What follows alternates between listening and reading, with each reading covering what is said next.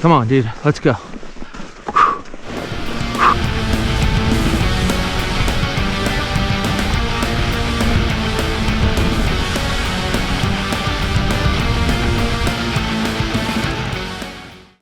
What's up, everyone? I'm Josh Dyack, and welcome to One Track Mind. This is a new YouTube series where I'm going to give you a little behind-the-scenes look at some of my favorite lines and favorite moments in the mountains. Last year, the winter of 2023 was one for the record books. It snowed so much that houses were literally buried in my hometown of South Lake Tahoe. As a skier, it was epic to see lines fill in that I'd never seen skiable before. It created a ton of opportunity and ultimately led to me having one of the best seasons of my life. So to kick this series off, I thought it'd be fun to share with you guys my top 10 lines from last season. So over the next 10 weeks, I'll be releasing one episode per week, counting down to my favorite line of the season. So without further ado, let's get into it. This was honestly a really tough decision, but making it through the cut and into my number 10 pick for last season, it's a line I'm calling the Great Basin Double Couloir. I'm honestly not even sure this qualifies as a couloir, but it doesn't really matter anyway because it's an arbitrary name, so don't overthink it. We came across this face on our third day of filming in Great Basin National Park for the Mountain State Project. We were halfway through a big traverse this day, moving from one camp to the other, and we came up over this ridge, and there it was, this mind-melting face sitting right in front of us.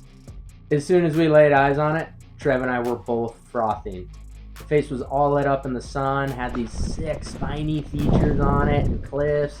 It was literally a dream zone.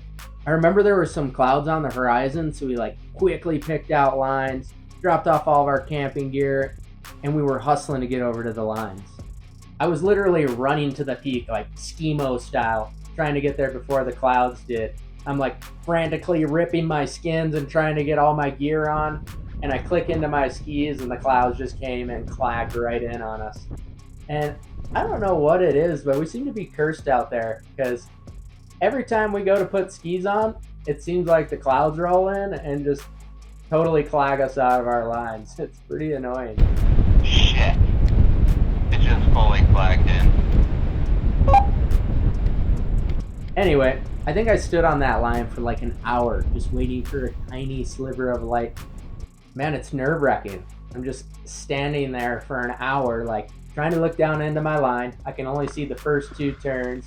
Then you start second-guessing yourself. Am I in the right place? Is the snow good? I can come into that second part of the couloir at high speed, right?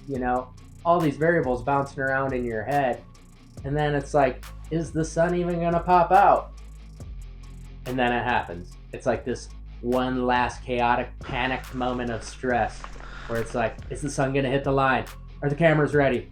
Should we do it? We're only gonna have 20 seconds of light. Oh my god, what if this is the last window? We better do it now. Are you ready? Drop it in 10 seconds. And then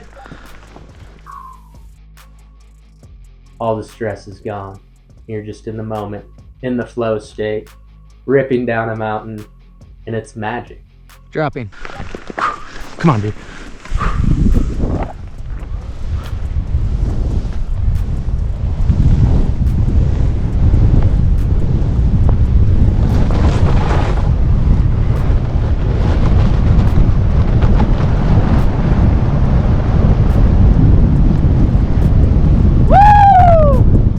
Here's another angle on that same line. This is your classic Barbie angle that Hazen shot from the adjacent ridge.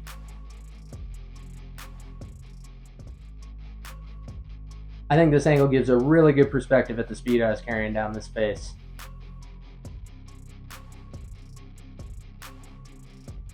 Yeah, buddy, how'd that go? Yeah, it went good, dude. Snow was amazing. Moments later, Trev got his window of light and ripped his line flawlessly.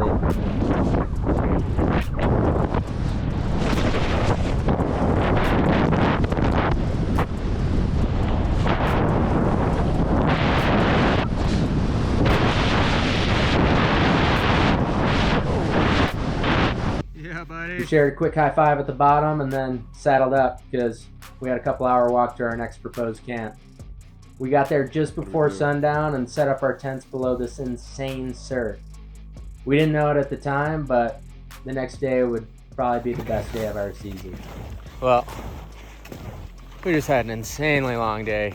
Bring in all of our gear so we can camp at this zone for a couple days. And it's freaking mental. Check this place out.